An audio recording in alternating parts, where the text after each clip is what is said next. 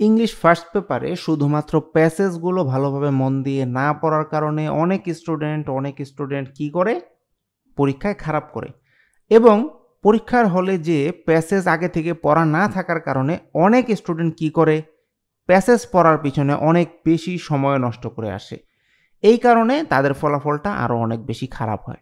তো এই কাজ কিন্তু মোটেও করা যাবে না। আগে থেকেই তোমাদের যে প্যাসেজগুলো রয়েছে এগুলো পড়ে ফুল প্রিপারেশন নিয়ে পরীক্ষার হলে যেতে হবে। যাতে পরীক্ষার হলে প্রশ্ন পাওয়া মাত্রই প্যাসেজ দেখে তুমি বুঝে যাও যে এই প্যাসেজটার এই মিনিং, কারণ এটা তুমি আগে থেকেই পড়ে রেখেছো।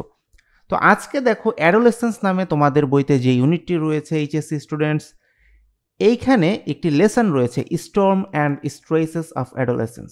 আজকে আমি তোমাদেরকে এই Sturm and stresses of adolescence যেই লেসনটা রয়েছে এর প্রতিটি লাইন একদম মিনিং সহ বাংলাতে লাইন টু লাইন ট্রান্সলেট করে বুঝিয়ে শিখিয়ে দিব যে এই প্যাসেজে অ্যাকচুয়ালি কি বলা হয়েছে। তো চলো আর দেরি না করে আজকের ক্লাসটি শুরু করা যাক। একটা জিনিস লক্ষ্য করো, এই যে ফার্স্ট আমাদের যেই কি বলা যেতে পারে যে সেন্টেন্সটা রয়েছে এখানে কি বলেছে? এখানে বলেছে যে চিলড্রেন বা শিশুরা মাস্ট, দেখো মাস্ট মানে কিন্তু অবশ্যই, তাহলে পাস থ্রো বলতে বোঝানো হচ্ছে যে তাদেরকে পাস হতে হবে বা অতিক্রম করতে হবে বা অতিক্রম হতে হবে। সেভারাল স্টেজেস, দেখো সেভারাল মানে কিন্তু বেশ কিছু, আর স্টেজেস মানে হচ্ছে ধাপ বা স্তর। তাহলে শিশু যারা রয়েছে, দেখো এখানে বলেছে চিলড্রেন, এই শিশুদেরকে অবশ্যই সেভারাল স্টেজেস বা বেশ কিছু বা কয়েকটি ধাপের মধ্য দিয়ে যেতে হবে ইন দিয়ার লাইভস, তার মানে তাদের জীবনে। কেন তাদেরকে এই ধাপের মধ্য দিয়ে যেতে হবে? দেখো বলেছে টু বিকাম অ্যাডাল্টস, অর্থ হচ্ছে তাদেরকে অ্যাডাল্ট বা প্রাপ্তবয়স্ক হওয়ার জন্য।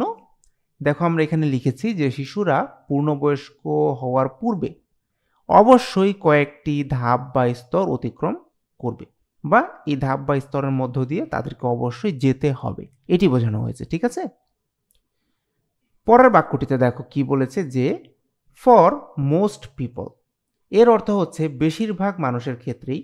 দেখো আমরা লিখেছি বেশিরভাগ মানুষের ক্ষেত্রেই দেয়ার আর 4 or 5 সাচ স্টেজেস, অর্থাৎ সেখানে রয়েছে কি 4 থেকে 5টি এমন ধাপ অফ গ্রোথ। কিসের ধাপগুলো রয়েছে? গ্রোথ বা বৃদ্ধির।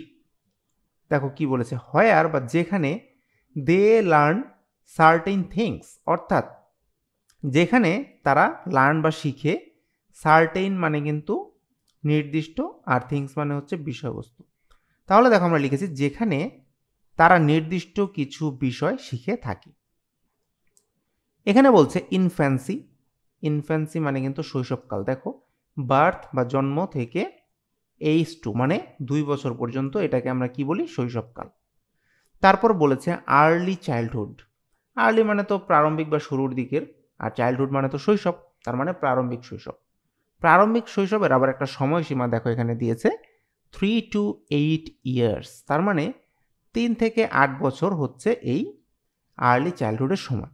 আর তারপর দেখো কি বলেছে যে লেটার বা পরবর্তীতে যেই চাইল্ডহুড বা শৈশব আসে সেটা হচ্ছে 9 to 12 ইয়ার্স, মানে 9 থেকে 12 বছর। অ্যান্ড অ্যাডোলেসেন্স, এই অ্যাডোলেসেন্সটাই কিন্তু মূলত আমাদের আজকের আলোচনার বিষয়বস্তু। অ্যাডোলেসেন্সের অর্থ হচ্ছে বয়ঃসন্ধি। এই বয়ঃসন্ধি কালটা আবার কত থেকে কত? দেখো বলেছে 13 to 18 ইয়ার্স, তার মানে 13 থেকে 18 বছর পর্যন্ত এই সময়টাকে বলা হচ্ছে বয়ঃসন্ধি। তারপরের লাইনে দেখো কি বলেছে যে পার্সনস বা মানুষ 18 অ্যান্ড ওভার, তার মানে ব্যক্তিরা যাদের বয়স 18 বা তার বেশি, আর কনসিডার্ড, দেখো আর কনসিডার্ড মানে কিন্তু বিবেচিত হয়। তাহলে তারা কি হিসেবে বিবেচিত হয়? অ্যাডাল্টস বা প্রাপ্তবয়স্ক হিসেবে বিবেচিত হয় ইন আওয়ার সোসাইটি। এর অর্থ হচ্ছে অনেক সহজ। দেখো আমাদের সমাজে যারা 18 কিংবা তার থেকেও বেশি বয়সী তারাই প্রাপ্তবয়স্ক হিসেবে বিবেচিত হয়।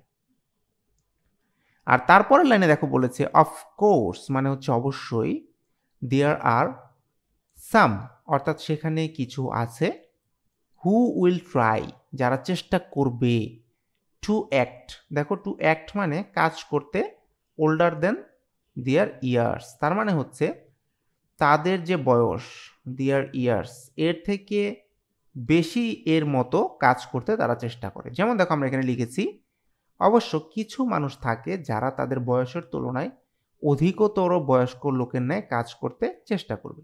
তোমরা সবসময় দেখে থাকবে যে অনেকেই তাদের বয়সের তুলনায় একটু উপরের লেভেলে চলে গিয়েছে বা সেই ধরনের কাজকর্ম করছে বা তাদের ন্যায় ভূমিকা রাখছে। এই ধরনের একটা জিনিস কিন্তু এখানে বোঝানো হয়েছে। দেখো বলেছে বাট বা কিন্তু ফর দ্য মোস্ট পার্ট। দেখো এই ফর দ্য মোস্ট পার্ট দিয়ে বোঝানো হয়েছে বেশিরভাগ মানুষকে। বাট মানে হচ্ছে কিন্তু, তাহলে কিন্তু বেশিরভাগ মানুষকে, মোস্ট ইন্ডিভিজুয়ালস বা কি বলা যেতে পারে যে বেশিরভাগ যারা রয়েছে তাদের ক্ষেত্রে, have to go through these stages. দেখো have to go through these stages মানে তাদেরকে যেতে হয় এই স্টেজগুলোর মধ্য দিয়ে, কারণ দিজ মানে কিন্তু এই, আর স্টেজ মানে তো তোমরা সবাই জানো যে ধাপ। তাহলে এই ধাপগুলো তাদেরকে পেরিয়ে যেতে হয় বা এই ধাপগুলোর মধ্য দিয়ে তাদেরকে যেতে হয়, ইরেসপেক্টিভ অফ। দেখো এটা কিন্তু একটা ইম্পর্ট্যান্ট ব্যাপার, এই যে ইরেসপেক্টিভ অফ, এটার অর্থ কিন্তু নির্বিশেষে। তাহলে কি নির্বিশেষে? দেয়ার economic or social status. Economic মানে কিন্তু দেখো আর্থিক, আর সোশ্যাল মানে সামাজিক। তাহলে এটার অর্থটা কি হতে পারে যে কিন্তু বেশিরভাগ মানুষকেই তাদের আর্থিক বা সামাজিক যে অবস্থান সেই অবস্থান নির্বিশেষে এই ধাপগুলো পেরিয়ে যেতে হয়। তারপর বলছে ওয়ার্ল্ড হেলথ অর্গানাইজেশন বা WHO আইডেন্টিফাইস। দেখো আইডেন্টিফাইস মানে কিন্তু চিহ্নিত করেছে, আইডেন্টিফাই মানে চিহ্নিত করা। তাহলে তারা কি চিহ্নিত করেছে? দেখো অ্যাডোলেসেন্স বা বয়ঃসন্ধিকে as the period in human growth. দেখো পিরিয়ড মানে হচ্ছে সময়, তাহলে কোন সময় হিসেবে তারা চিহ্নিত করেছে? In human growth and development, মানে মানুষের যে গ্রোথ বা বৃদ্ধি অ্যান্ড ডেভেলপমেন্ট বা উন্নতি, এটাকে কি বলা যেতে পারে, মানে গ্রোথ মানে আমরা বেড়ে ওঠা বলতে পারি, আর ডেভেলপমেন্ট বলতে এখানে বিকাশকে বোঝাতে পারি। দ্যাট অকার্স, দেখো অকার মানে হচ্ছে ঘটা, তাহলে যেটা ঘটে আফটার বা পরে, কিসের পরে? এই চাইল্ডহুড বা শৈশবের পরে, অ্যান্ড বিফোর অ্যাডাল্টহুড। তাহলে এই যে অ্যাডোলেসেন্স বা বয়ঃসন্ধির সময়টা, এটা হচ্ছে চাইল্ডহুডের পরের সময় এবং অ্যাডাল্টহুড বা প্রাপ্তবয়স্ক হওয়ার আগেকার সময়। দেখো আমরা এখানে বাংলা করেছি, বিশ্ব স্বাস্থ্য সংস্থা বয়ঃসন্ধিকে মানুষের বেড়ে ওঠা ও বিকাশের এমন একটি সময়কাল হিসেবে চিহ্নিত করেছে যা শৈশবের পরে এবং প্রাপ্তবয়স্ক হওয়ার আগেই ঘটে। আমি প্রতিটি লাইনকে বাংলাতে অনুবাদ করেছি যাতে করে কি হয়, তোমরা একটি সেন্টেন্স যখন আমি পড়াচ্ছি তখন যাতে আমার কথাটা যদি তোমার মাথায় নাও ঢোকে, তুমি যাতে লাইনটা দেখে অন্তত বুঝতে পারো যে এখানে আসলে কি বলার চেষ্টা করা হয়েছে। তাহলে কি হবে, এই যে সেন্টেন্সের আনকমন যে ওয়ার্ড মিনিংগুলো রয়েছে, এই আনকমন ওয়ার্ড মিনিংগুলো এই বাংলা সেন্টেন্সের সাথে খাপ খেয়ে অ্যাডজাস্টেড হয়ে তোমার ব্রেনের মধ্যে ঢুকে যাবে, তখন তোমার মনে রাখতে কিছুটা হলেও সুবিধা হবে। কাজে আমি আশা করব ক্লাসটা অবশ্যই মনোযোগ দিয়ে করবে, আর আজকের ক্লাসটা তেমন একটা বেশি বড় হবে না কারণ প্যাসেজটা মোটামুটি ছোটই আছে। এরপরের লাইনে দেখো কি বলছে যে দিস ফেজ, মানে এই যে ধাপ, এই ধাপটা রিপ্রেজেন্টস। দেখো রিপ্রেজেন্ট মানে কিন্তু প্রতিনিধিত্ব করা বা কি বলা যেতে পারে, প্রদর্শন করা। তাহলে এইটা কিসের রিপ্রেজেন্ট করে? এখানে বলেছে one of the critical transitions. দেখো ক্রিটিক্যাল মানে কিন্তু জটিল, আর ট্রানজিশন মানে কিন্তু রূপান্তর, ইন ওয়ান্স লাইফ স্প্যান। তার মানে হচ্ছে দেখো এই যে ফেজটা বা ধাপটা, এটা একজন ব্যক্তির জীবদ্দশার বা তার যেই লাইফ স্প্যান বলতে তার যে জীবন সীমা রয়েছে সেটাকে বোঝানো হচ্ছে, সেটা অন্যতম গুরুত্বপূর্ণ পরিবর্তনের সময়, এবং এটার যেই দ্রুতগতির বৃদ্ধি ও পরিবর্তন রয়েছে সেটার জন্য চিহ্নিত হয়। এখন কথা হচ্ছে এই দ্রুতগতির বৃদ্ধি এবং পরিবর্তনটা কোথা থেকে এসেছে? দেখো এখানে বলেছে যে is characterized by fast paced growth. দেখো ফাস্ট পেসড মানে দ্রুতগতির যে গ্রোথ বা বৃদ্ধি সেটি, অ্যান্ড চেঞ্জ মানে পরিবর্তন। তাহলে এইটার জন্য এই ধাপটা কি চিহ্নিত, হুইচ আর বা যেটি second only to those at infancy. এর অর্থ হচ্ছে যেগুলোকে দেখো একমাত্র শৈশবের বৃদ্ধি ও পরিবর্তন অতিক্রম করে থাকে। আর তারপরে সেন্টেন্সে দেখো কি বলেছে যে বায়োলজিক্যাল প্রসেসেস। দেখো বায়োলজিক্যাল মানে কিন্তু আমরা জানি যে জৈবিক, আর প্রসেসেস মানে কিন্তু প্রক্রিয়াসমূহ, কারণ যেহেতু প্রসেসেস বলেছে তার মানে মাল্টিপল প্রসেস। ড্রাইভ বা পরিচালনা করে ম্যানি অ্যাসপেক্টস। দেখো অ্যাসপেক্টস মানে কিন্তু বিভিন্ন দিক বা দৃষ্টিকোণ, যেটি আমরা বলে থাকি, অফ দিস গ্রোথ মানে এই বৃদ্ধিটার, অ্যান্ড ডেভেলপমেন্ট বা বিকাশের। With the onset of puberty. দেখো এখানে পিউবার্টি বলতে কিন্তু বয়সন্ধিকেই বোঝানো হয়েছে। Marking the passage from childhood to adolescence. তাহলে একটা জিনিস বোঝার চেষ্টা করো, এখানে অনসেট অফ পিউবার্টি বলতে কি বোঝালো? এই যে কি বলা যেতে পারে, যে বয়সন্ধির যে শুরুটা, ঠিক আছে, সেই জিনিসটাকে এখানে অনসেট বা প্রারম্ভিক যে ব্যাপারটা সেটাকে ইন্ডিকেট করছে। দেখো তাহলে এই সেন্টেন্সটা থেকে আমরা আলটিমেটলি কি পাচ্ছি, যে বয়সন্ধি যা শৈশব থেকে কৈশোরে উপনীত হওয়াকে কি করে, চিহ্নিত করে। যেমন আমরা বলেছি চাইল্ডহুড থেকে কিসের দিকে যায়, অ্যাডোলেসেন্সের দিকে যায়, মানে চাইল্ডহুড বা শৈশব থেকে এই কৈশোরে উপনীত হওয়ার যে ব্যাপারটা সেইটাকে চিহ্নিত করে। সেটি শুরু হওয়ার সাথে সাথে জৈবিক প্রক্রিয়াসমূহ বৃদ্ধি পায় ও বিকাশের অনেক দিককে নিয়ন্ত্রণ করে থাকে। এই কি বলা যেতে পারে, এই অ্যাডোলেসেন্সটা যখন শুরু হয় তখনকার কথাটা বলা হচ্ছে, ঠিক আছে। প্যাসেজের বেশ কিছু সেন্টেন্স তোমার কাছে একটু টাফ মনে হতে পারে, কিন্তু ধৈর্য সহকারে কিন্তু পড়তে হবে। একটা ব্রিলিয়ান্ট স্টুডেন্টের বৈশিষ্ট্য হচ্ছে সে বইয়ের যতগুলো প্যাসেজ রয়েছে সবগুলো প্যাসেজ পড়ে ব্রেনের মধ্যে রাখবে, এবং প্রতিটা প্যাসেজের প্রতিটা ভোকাবুলারি, সিনোনিম, অ্যান্টোনিম সহ তার মাথায় ইনস্ট্যান্ট যাতে থাকে ওইভাবে তার পড়াশোনাটা করতে হবে। আদারওয়াইজ কিন্তু তার প্রিপারেশনটা একদম টপ নচ লেভেলের হবে না। এই সেন্টেন্সে দেখো বলেছে দ্য বায়োলজিক্যাল ডিটারমিনেন্টস। দেখো বায়োলজিক্যাল মানে কিন্তু জৈবিক, আর ডিটারমিনেন্ট মানে কিন্তু নির্ধারক। তাহলে জৈবিক যে নির্ধারকগুলো রয়েছে কিসের, অফ অ্যাডোলেসেন্স মানে বয়সন্ধির যে জৈবিক নির্ধারকগুলো রয়েছে সেগুলোর কথা এখানে বলা হচ্ছে। আর ফেয়ারলি ইউনিভার্সাল। দেখো ফেয়ারলি বলতে এখানে সাধারণত বা জেনারেলিকে বোঝানো হয়েছে, আর ইউনিভার্সাল বলতে বোঝানো হয়েছে বিশ্বজনীনকে। তার মানে হচ্ছে বয়সন্ধির যে জৈবিক নির্ধারকগুলো রয়েছে সেগুলো সাধারণত কি হয়, বিশ্বজনীন হয়ে থাকে। আর হাউএভার মানে হচ্ছে যাই হোক বা তবে। দ্য ডিউরেশন, দেখো ডিউরেশন মানে কিন্তু সময়সীমা, অ্যান্ড ডিফাইনিং ক্যারেক্টারিস্টিক্স। তার মানে হচ্ছে ক্যারেক্টারিস্টিক্স মানে কিন্তু বৈশিষ্ট্য, তবে এই সময়কালটা যেটা রয়েছে, এই যে কখন থেকে কখন পর্যন্ত আমরা অ্যাডোলেসেন্স বা বয়সন্ধি বলবো, এটা সময়কালের যে দৈর্ঘ্যটা এবং বৈশিষ্ট্য, এটা কি হয় দেখো, of this period may be vary, অর্থাৎ এটা ভ্যারি করতে পারে। ভ্যারি মানে কিন্তু আলাদা আলাদা হতে পারে, কিসের উপরে ভিত্তি করে, অ্যাক্রস টাইম অর্থাৎ সময়ের উপর ভিত্তি করে, কালচার বা সংস্কৃতির উপর ভিত্তি করে, অ্যান্ড সোশিও ইকোনমিক সিচুয়েশন। তার মানে এটা সময়ের উপরে পরিবর্তিত হতে পারে, এটা সংস্কৃতির উপর পরিবর্তিত হতে পারে, আবার আর্থসামাজিক যে সিচুয়েশন বা পরিস্থিতি সেটার উপরও নির্ভরশীল হতে পারে। যেমন দেখো আমরা লিখেছি বিভিন্ন সময়, সংস্কৃতি এবং আর্থসামাজিক পরিস্থিতি অনুযায়ী পরিবর্তিত হতে পারে। তারপর দেখো কি বলা হচ্ছে, this period has seen many changes. অর্থাৎ এই সময়টা দেখা গিয়েছে, হ্যাজ সিন ম্যানি চেঞ্জেস অর্থাৎ এই সময়টাতে পরিবর্তন আসতে দেখা গিয়েছে, বা এই সময়টা পরিবর্তনের মধ্য দিয়ে গিয়েছে ওভার দ্য পাস্ট সেঞ্চুরি। দেখো তার মানে হচ্ছে গত এক শতাব্দীতে এই সময়কালটি অনেক পরিবর্তনের মধ্য দিয়ে গিয়েছে, এইটা এখানে বোঝানো হয়েছে। তারপরে বলেছে পিউবার্টি ফর এক্সাম্পল, যেমন বয়সন্ধির কথা যদি আমরা বলি, কামস আর্লিয়ার দেন বিফোর, অর্থাৎ এইটা আগে যেই সময়ে আসতো, একজন মানুষের যেই বয়সে আসতো এখন কিন্তু তার থেকে আগেই চলে আসে, এটা বোঝানো হচ্ছে।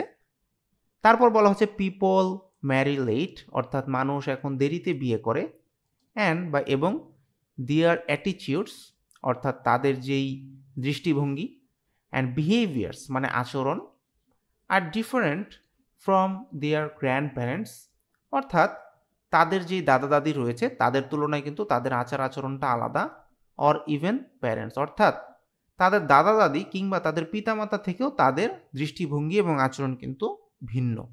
ঠিক আছে?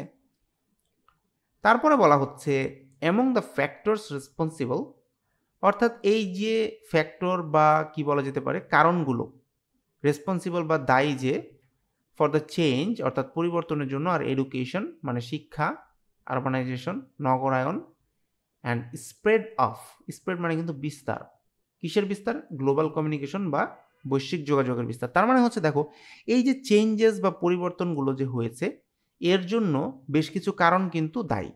এই কারণগুলো কি কি সেটা আমরা এই লাইনে বুঝতে পারছি। সেটা হচ্ছে শিক্ষা বা এডুকেশন, নগরায়ন এবং বৈশ্বিক যোগাযোগের যে বিস্তার হচ্ছে দিন দিন, মানে গ্লোবালাইজেশন হচ্ছে, সেই জিনিসগুলো কিন্তু দায়ী। ঠিক আছে, এই চেঞ্জেসের পিছনে। তারপরে লাইনে দেখো বলেছে দ্য টাইম অফ অ্যাডোলেসেন্স, তার মানে এই যে অ্যাডোলেসেন্স বা বয়ঃসন্ধিকালের যে সময়টা ইজ আ পিরিয়ড, এটা একটা সময়। কিসের সময়? অফ প্রিপারেশন মানে কিন্তু প্রস্তুতি। তাহলে এটা একটা প্রস্তুতির সময় ফর অ্যাডাল্টহুড। মানে দেখো বয়ঃসন্ধিকালটা এমন একটা সময় যেটা প্রাপ্তবয়স্ক হওয়ার প্রস্তুতির একটা সময়। ডিউরিং হুইচ অর্থাৎ যেই সময়ে ওয়ান এক্সপিরিয়েন্সেস সেভারাল কি ডেভেলপমেন্টস, অর্থাৎ যেই সময়ে একজন ব্যক্তি এক্সপিরিয়েন্সেস বা অভিজ্ঞতা লাভ করে কিসের? সেভারাল বা বিভিন্ন কি ডেভেলপমেন্ট বলতে বোঝানো হচ্ছে গুরুত্বপূর্ণ যেই চেঞ্জেসগুলো আছে সেগুলো। যেমন আমরা লিখেছি যেখানে একজন ব্যক্তি কয়েকটা গুরুত্বপূর্ণ পরিবর্তনের মধ্য দিয়ে যায় বা তাকে যেতে হয়। এই সেন্টেন্সটিতে দেখো বলেছে বিসাইডস বা পাশাপাশি। কিসের পাশাপাশি? ফিজিক্যাল মানে শারীরিক, অ্যান্ড সেক্সুয়াল ম্যাচুরেশন মানে শারীরিক এবং যৌন পরিপক্কতার পাশাপাশি দিজ এক্সপিরিয়েন্সেস অর্থাৎ এই যে অভিজ্ঞতাগুলো ইনক্লুড অর্থাৎ এই অভিজ্ঞতাগুলোর মধ্যে রয়েছে কি রয়েছে? দেখো মুভমেন্ট টুয়ার্ড, দেখো মুভমেন্ট মানে কিন্তু একটা জিনিস থেকে আরেকটা জিনিসের মধ্যে যাওয়া। ঠিক আছে, কিসের দিকে যাওয়া? টুয়ার্ড দিকে। সোশ্যাল অ্যান্ড ইকোনমিক ইন্ডিপেন্ডেন্স মানে এই অভিজ্ঞতাগুলো যে তারা লাভ করে এই সময়টাতে এর মধ্যে কি কি রয়েছে সেটা এখানে বলা হচ্ছে। সেটা রয়েছে যে দেখো সোশ্যাল মানে সামাজিক, আর ইকোনমিক মানে হচ্ছে আর্থিক, যে ইন্ডিপেন্ডেন্স বা স্বাধীনতা সেই দিকে সাধারণত মানুষ অগ্রসর হয়, কারণ টুকটাক ইনকাম করা এবং কি বলা যেতে পারে ব্যক্তি স্বাধীনতার দিকে তারা যেতে থাকে। তারপর বলেছে ডেভেলপমেন্ট অফ আইডেন্টিটি অর্থাৎ তারা নিজেদের পরিচয় গঠনের চেষ্টা করে। And the acquisition of skills, acquisition মানে কিন্তু অর্জন, তাহলে এটার অর্থ হচ্ছে বিভিন্ন ধরনের দক্ষতা তারা অর্জন করে। নিডেড টু কিসের ক্ষেত্রে দক্ষতাগুলো প্রয়োজন হয়? ক্যারি আউট অ্যাডাল্ট রিলেশনশিপ, তার মানে দেখো প্রাপ্তবয়স্কদের যে দায়িত্ব বা সম্পর্ক সেটার কথা বলা হয়েছে। অ্যান্ড রোলস মানে তো বললাম দায়িত্ব বা ভূমিকা। And the capacity for abstract reasoning, দেখো অ্যাবস্ট্রাক্ট মানে হচ্ছে বিমূর্ত, আর রিজনিং মানে তো চিন্তা ভাবনা এগুলো। তাহলে তারা প্রাপ্তবয়স্কদের সম্পর্ক ও দায়িত্ব পালন করার জন্য প্রয়োজনীয় দক্ষতা অর্জন করে এবং বিমূর্ত চিন্তার সক্ষমতা অর্জন করে। নেক্সট বাক্যটিতে দেখো বলছে যে while adolescence is a time, দেখো হোয়াইল মানে এখানে বোঝাচ্ছে যদিও, অ্যাডোলেসেন্স বা বয়ঃসন্ধি ইজ এ টাইম মানে এটা এমন একটা সময়, কিসের সময়? ট্রিমেন্ডাস গ্রোথ অ্যান্ড পটেনশিয়াল মানে কিন্তু সম্ভাবনা, আর গ্রোথ মানে তো বৃদ্ধি। তাহলে এর অর্থ হচ্ছে যদিও বয়ঃসন্ধিকাল ব্যাপক বৃদ্ধি ও সম্ভাবনার একটি সময়, এখানে ট্রিমেন্ডাস মানে কিন্তু ব্যাপক বা প্রচুর বোঝানো হচ্ছে। It is also a time, তার মানে এটা আরও একটা সময় কিসের? অফ কনসিডারেবল রিস্ক, দেখো কনসিডারেবল মানে কিন্তু বিবেচনার যোগ্য, তার মানে হচ্ছে এটা ঝুঁকি হিসেবে বিবেচনা বা ঝুঁকিপূর্ণ একটা সময়। ডিউরিং হুইচ অর্থাৎ যখন বা যেখানে সোশ্যাল কনটেক্সট বা যেই সামাজিক পরিবেশটা রয়েছে এক্সার্ট পাওয়ারফুল ইনফ্লুয়েন্সেস, পাওয়ারফুল মানে কিন্তু তোমরা সবাই জানো যে শক্তিশালী, আর ইনফ্লুয়েন্স মানে হচ্ছে প্রভাব। তাহলে দেখো এইটা দিয়ে আমরা কি অর্থ প্রদান করছি? যে এটি একই সাথে একটা ঝুঁকিপূর্ণ সময় যেখানে সামাজিক পরিবেশের প্রভাবটা অনেক বেশি থাকে। তারপর দেখো কি বলেছে ম্যানি অ্যাডোলেসেন্টস মানে অনেক কিশোর কিশোরী যারা রয়েছে, অ্যাডোলেসেন্ট মানে কিন্তু কিশোর কিশোরী, আর অ্যাডোলেসেন্স মানে হচ্ছে বয়ঃসন্ধিকাল।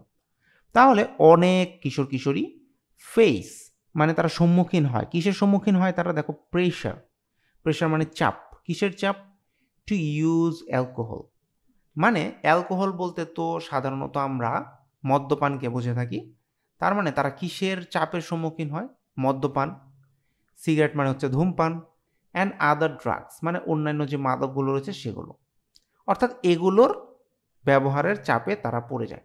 অ্যান্ড টু ইনিশিয়েট, দেখো ইনিশিয়েট মানে কিন্তু শুরু করা বা আরম্ভ করা। কি আরম্ভ করা? সেক্সুয়াল রিলেশনশিপ, মানে তারা যৌন সম্পর্ক শুরু করে। Putting themselves at high risk, দেখো পুটিং মানে হচ্ছে ফেলে দেওয়া, দেমসেলভ মানে হচ্ছে নিজেদেরকে বা তাদেরকে, তাহলে তারা তাদেরকে কিসের মধ্যে ফেলে দেয়? হাই রিস্ক বা উচ্চ ঝুঁকির মধ্যে ফেলে দেয়। ফর বা জন্য, দেখো কিসের জন্য তারা উচ্চ ঝুঁকিতে নিজেদেরকে ফেলে দিচ্ছে?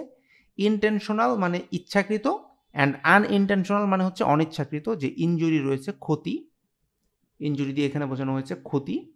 অ্যান্ড আনইনটেন্ডেড, দেখো আনইনটেন্ডেড এই ওয়ার্ডটার অর্থ কিন্তু অনাকাঙ্ক্ষিত, প্রেগন্যান্সি মানে গর্ভধারণ। And sexually transmitted infection, transmitted মানে কিন্তু দেখো যেটা ছড়ায়, অর্থাৎ যেই ইনফেকশন বা সংক্রমণগুলো সেক্সুয়ালি বা যৌন সম্পর্কের কারণে ছড়াতে পারে, ইনক্লুডিং দ্য এইচআইভি, অর্থাৎ এই অনেক কিশোর কিশোরী মদ্যপান, ধূমপান বা অন্যান্য মাদক সেবনের চাপের মুখে পড়ে এবং যৌন সম্পর্ক শুরু করে, যার ফলে তারা ইচ্ছাকৃত বা অনিচ্ছাকৃত ক্ষতি, অনাকাঙ্ক্ষিত গর্ভধারণ ও যৌন সংক্রমণ যেমন এইচআইভি এর ঝুঁকিতে তারা পড়ে যায়। এই সেন্টেন্সে দেখো বলছে যে ম্যানি বা অনেকেই অলসো এক্সপিরিয়েন্স, অর্থাৎ অনেকেরই এই অভিজ্ঞতাটাও হয়। কি অভিজ্ঞতা? A wide range of adjustment, adjustment মানে কিন্তু মিলিয়ে বা মানিয়ে চলা যে ব্যাপারটা রয়েছে সেইটা, মানে অভিযোজনও আমরা অনেক সময় বলে থাকি। And mental health problems, mental health মানে তো তোমরা জানো মানসিক স্বাস্থ্য, আর প্রবলেম মানে তো সমস্যা, তার মানে দাঁড়াচ্ছে অনেকেই এই সময় বিভিন্ন ধরনের মানিয়ে চলার সমস্যা ও মানসিক স্বাস্থ্যগত সমস্যার সম্মুখীন হয়।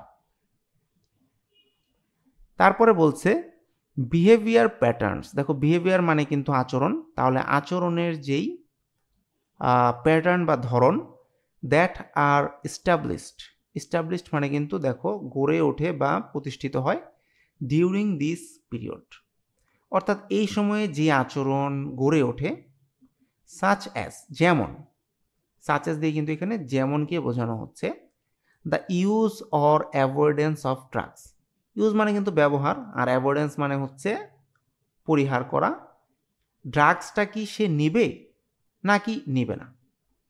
অ্যান্ড টেকিং, টেকিং মানে কি নিবে, অর অ্যাবস্টেইনিং নাকি বিরত থাকবে, ফ্রম সেক্সুয়াল রিস্ক, অর্থাৎ এই যৌন ঝুঁকি থেকে কি সে বেরিয়ে আসবে নাকি সেই ঝুঁকিটা সে নিবে। ক্যান হ্যাভ, অর্থাৎ থাকতে পারে long lasting negative and positive effects, অর্থাৎ লং লাস্টিং মানে কিন্তু দেখো দীর্ঘমেয়াদী, তার মানে কি থাকতে পারে?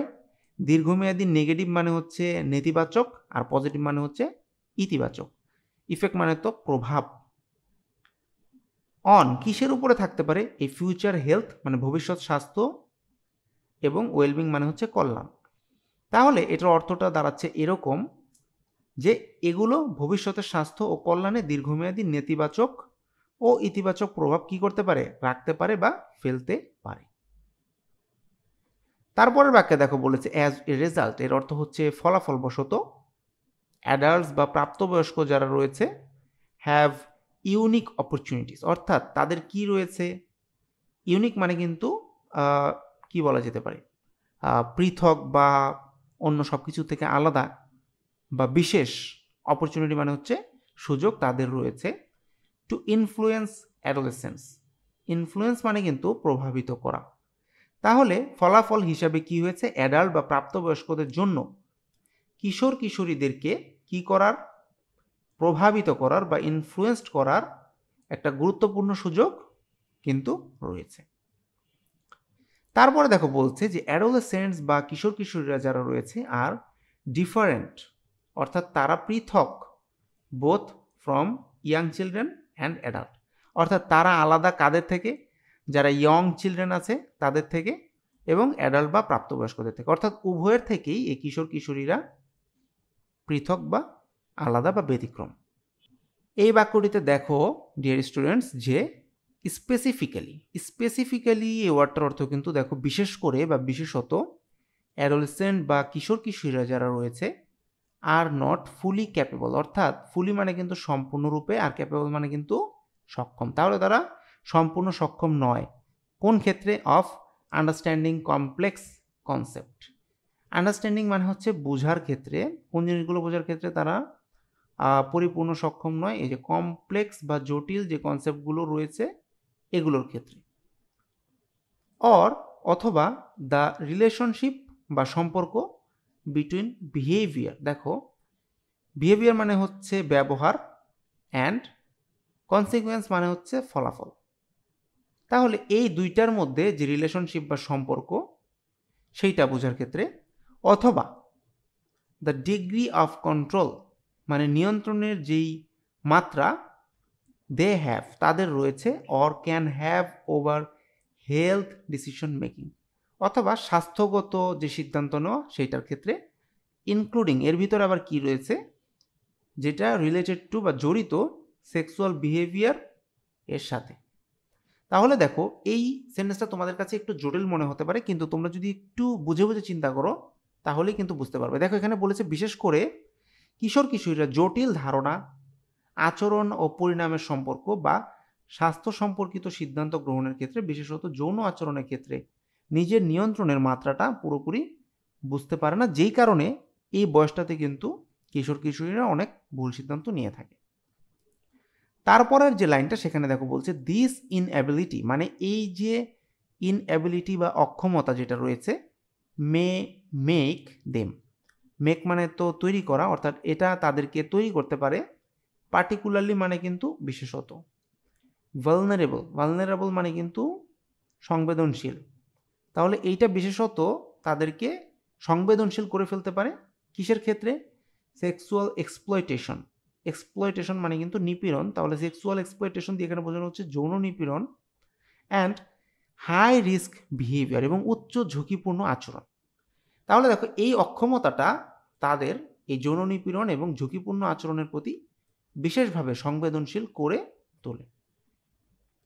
নেক্সট লাইনে দেখো বলছে যে লস মানে আইন, কাস্টম মানে হচ্ছে প্রথা, অ্যান্ড প্র্যাকটিস মানে রীতিনীতি যেগুলো রয়েছে, মে অলসো এফেক্ট, তার মানে এগুলো কি করতে পারে? প্রভাবিত করতে পারে এই অ্যাডোলেসেন্ট বা কিশোর কিশোরী যারা রয়েছে তাদেরকে ডিফারেন্টলি, আলাদাভাবে দেন অ্যাডাল্টস, অর্থাৎ এইগুলো প্রাপ্তবয়স্কদের তুলনায় কিশোর কিশোরীদেরকে ভিন্নভাবে কি করতে পারে? দেখো প্রভাবিত করতে পারে। তারপরে দেখো বলা হচ্ছে ফর এক্সাম্পল মানে উদাহরণস্বরূপ, লজ বা আইন, অ্যান্ড পলিসিস মানে নীতিমালা, দেখো আমি লিখেছি নীতিমালা, অফেন মানে কিন্তু প্রায় এটি কী করে? রেস্ট্রিক্ট মানে কিন্তু সীমাবদ্ধতা আরোপ করে দেয় এই অ্যাডোলেসেন্ট যারা রয়েছে তাদের ক্ষেত্রে, অ্যাক্সেস টু কিসে প্রবেশের ক্ষেত্রে, রিপ্রোডাক্টিভ হেলথ, দেখো রিপ্রোডাক্টিভ ওয়ার্ডটার অর্থ কিন্তু প্রজনন, তাহলে প্রজননের যে স্বাস্থ্য সংক্রান্ত যে তথ্য অ্যান্ড সার্ভিস বা সেবা সেখানে প্রবেশাধিকারে সীমাবদ্ধতা আরোপ করে, স্পেশালি বা বিশেষত হোয়েন দে যখন তারা আর আনম্যারিড, মানে যারা তখন অবিবাহিত। তাহলে এটা যদি আমরা একটু গুছিয়ে বোঝার চেষ্টা করি যে উদাহরণস্বরূপ আইন ও নীতিমালা প্রায়ই কিশোর কিশোরীদেরকে প্রজনন স্বাস্থ্য সংক্রান্ত তথ্য ও সেবায় প্রবেশাধিকারে সীমাবদ্ধতা আরোপ করে, বিশেষ করে তারা যদি অবিবাহিত হয় তখন। এরপরে দেখো কি বলেছে, ইন অ্যাডিশন মানে হচ্ছে উপরন্তু, ইভেন সার্ভিসেস ডু এক্সিস্ট, দেখো ইভেন মানে হচ্ছে এমন কি, যদি সার্ভিস বা সেবা ডু এক্সিস্ট মানে কিন্তু বাস্তব অবস্থান করা, তার মানে হচ্ছে দেখো ইন এডিশন দিয়ে এখানে কিন্তু বোঝানো হচ্ছে যে অতিরিক্তভাবে বা উপরন্তু, সেবা যদিও বা রয়েছে বা আছে বা থাকলেও, প্রোভাইডার মানে যে প্রদান করবে তাদের যে অ্যাটিটিউড রয়েছে বা তাদের যেই দৃষ্টিভঙ্গি রয়েছে কি সম্পর্কে, অ্যাডোলেসেন্ট বা কিশোর কিশোরীদের প্রতি, অফেন বা প্রায়ই পোজ, দেখো পোজ মানে কিন্তু আরোপ করে, কি আরোপ করে? এ সিগনিফিক্যান্ট ব্যারিয়ার, সিগনিফিক্যান্ট অর্থ কিন্তু তাৎপর্যপূর্ণ বা উল্লেখযোগ্য, আর ব্যারিয়ার মানে হচ্ছে বাধা, তাহলে এটা প্রায়ই একটা বড় ধরনের বাধা আরোপ করে কিসের ক্ষেত্রে?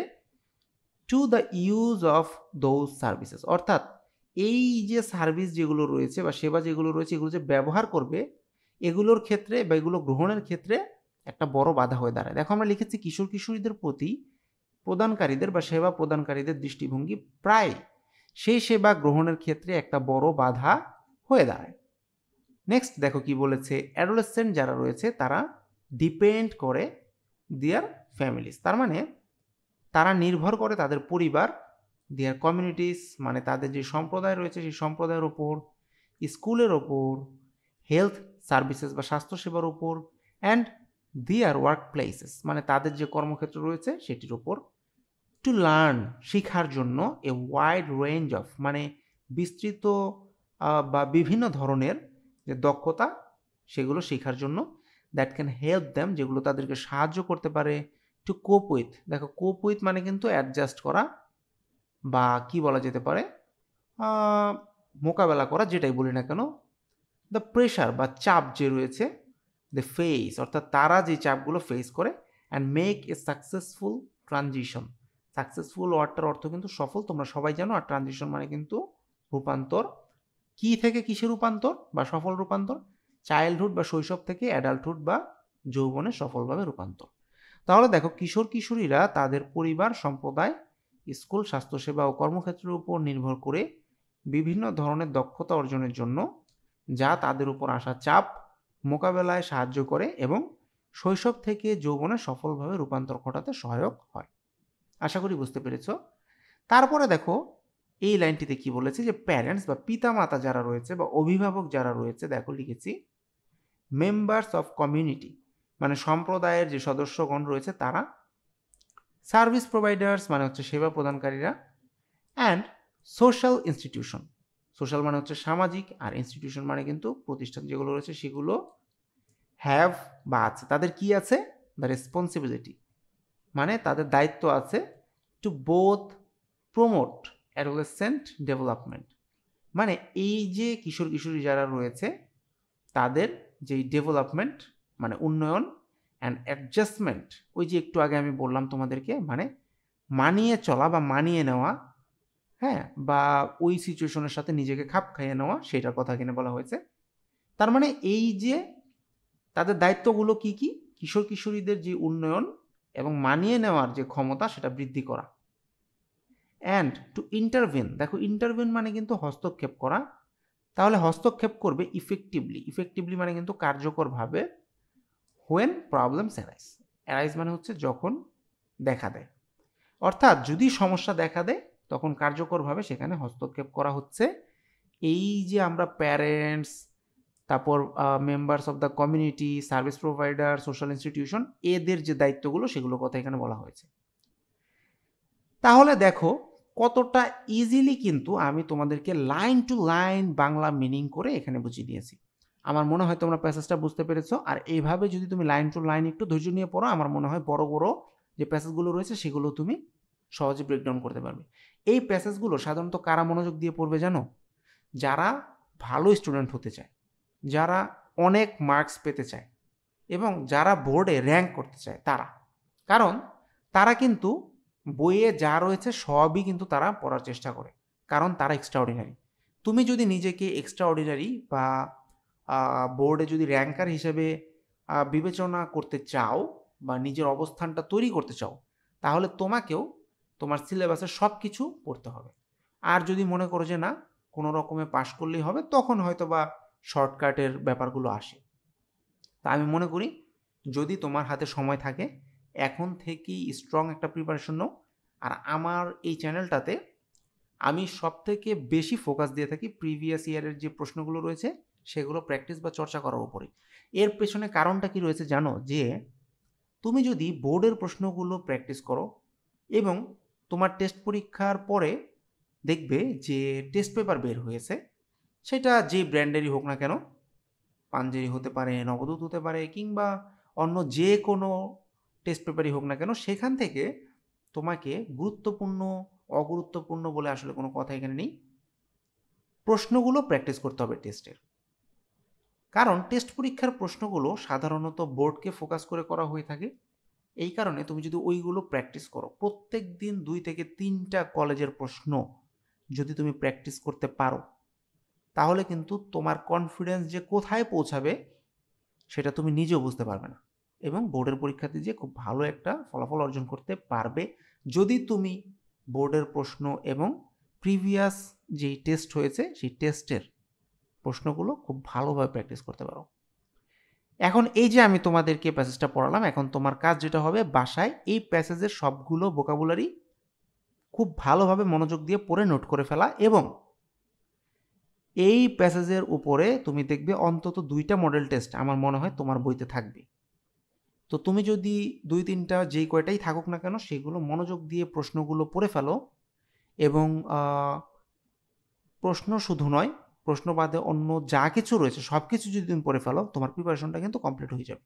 এবং এই প্যাসেজটা পরীক্ষার হলে যেয়ে কিন্তু তোমাকে পড়ে আর সময় নষ্ট করতে হবে না। প্রশ্ন দেখা মাত্রই তুমি বুঝে যাবে যে ও এইটা এই ইউনিটের এই লেসন থেকে এসেছে, এবং তুমি অ্যান্সার করা শুরু করে দিতে পারবে। তো আজকে তোমাদের সবাইকে থ্যাংক ইউ জানাচ্ছি আমি, এবং আশা করছি ভিডিওটা ভালো লাগলে লাইক কমেন্ট শেয়ার করবে, আর যদি তুমি আমার চ্যানেলে নতুন হয়ে থাকো তাহলে অবশ্যই চ্যানেলটিকে সাবস্ক্রাইব করবে। আজকের মতো এ পর্যন্তই, সবাই ভালো থাকো, সুস্থ থাকো, কথা হবে নতুন কোনো ভিডিওতে। Till then thanks for watching, tata.